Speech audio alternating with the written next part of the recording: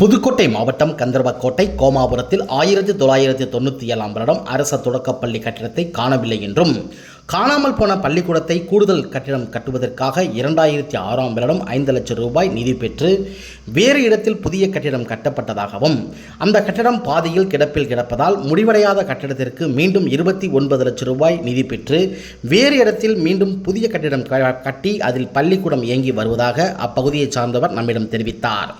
1997ஆம் வருடம் கட்டப்பட்ட பள்ளிக்கூடத்தை காணவில்லை என்றும் காணாமல் போன பள்ளிக்கூடத்தை புதுக்கோட்டை மாவட்ட ஆட்சியர் அவர்கள் எங்களுக்கு கண்டுபிடித்து தர வேண்டுமாறும் அப்பகுதியைச் சார்ந்த சமூக ஆர்வலர் புதுக்கோட்டை மாவட்ட ஆட்சியரிடம் கோரிக்கை வைத்தார் என்பது குறிப்பிடத்தக்கது.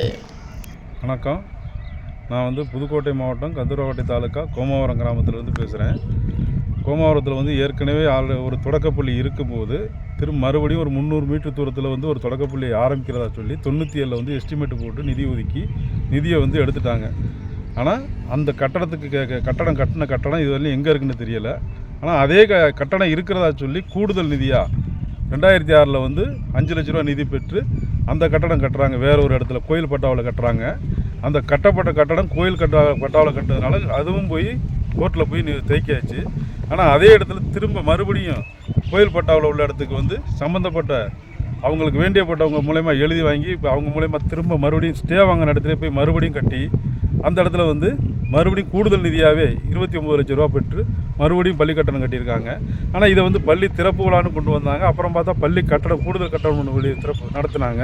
இப்போ இதில் என்ன சூழ்நிலைன்னா, இந்த 97ல் நிதி ஒதுக்கி கட்டப்பட்ட கட்டடம் இதுவரையும் எங்கே இருக்குன்னு தெரியலை. ஆனால் இவங்க கட்ட வந்த கட்டடம் 2006ல் தான் கட்ட வர்றாங்க. ஆனால் அந்த பள்ளிக்கூடத்துக்கு கட்ட வர்றாங்க, அதை தேய்க்காச்சு. ஆனால் இந்த 97ல் நிதி ஒதுக்கி கட்டப்பட்ட கட்டடம் எங்கே? கட்டாத கட்டடத்துக்கு எப்படி கூடுதல் நிதியாகவே 2 தடவை பெற்றிருக்காங்க. இந்த கூடுதல் நிதி 5 லட்ச ரூபா பெற்று அதுவும் கட்டடம் கட்டலை. ஆனால் இப்போ 3வது ரூபாய் கூடுதல் நிதி பெற்று கட்டடம் தான் இப்போ பள்ளிக்கூடமாக இருக்கிறது. அந்த 97ல் கட்டப்பட்ட கட்டடம் எங்கன்னு சொல்லி மாவட்ட ஆட்சித்தலைவர் அவர்கள் அதை எங்கன்னு தேடி பிடிச்சி கொஞ்சம் கண்டுபிடிச்சி பாருங்கள். அந்த சம்மந்தப்பட்ட நிதி ஏய்ப்பு நடந்திருந்தால் முறையான நடவடிக்கை எடுத்து சம்மந்தப்பட்ட நிதி ஏய்ப்பு நடத்தின வாரிசுதாரர்களோ ஒப்பந்ததாரர் யாருன்னு பார்த்து அவங்களுடைய சொத்துக்களை பறிமுதல் பண்ணுங்கள். தகுந்த நடவடிக்கை வேணும்னு உங்கள் ஊர் மக்கள் சார்பாக கேட்டுக்கொண்டுங்க. அதுக்கு போதிய ஆதாரம் 97ல் நிறுவப்பட்டது பிபிஎஸ்ன்னு சொல்லி வந்த பேப்பரு, கூடுதல் நிதி 5 லட்ச ரூபா பெற்றதுக்கான பேப்பரு, இதுக்கப்புறம் 29 லட்ச ரூபா திரும்ப கூடுதல் நிதி பெற்றது. ஆனால் இது எல்லாம் இப்போ இதுக்கு கட்டி 5 லட்ச ரூபா கிடக்குங்கிறத விட இது கட்டியிருக்காங்கிறத விட இந்த 97 நிறுவப்பட்ட கட்டடம் எங்கன்னு தெரியாது. அதை தயவு செய்து கண்டுபிடிச்சி கொடுங்க. அதுக்கு தகுந்த நடவடிக்கை எடுங்க. பணிவுடன் கேட்டுக்கொள்கிறேன்.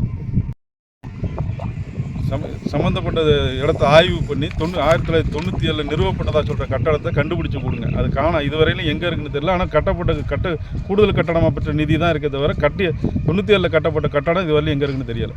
அதை மாவட்ட ஆட்சியர் தயவு செய்து அந்த கட்டடத்தை கண்டுபிடிச்சி கொடுங்க. நன்றி. பேர்? என் பேர் ராஜ்குமார்.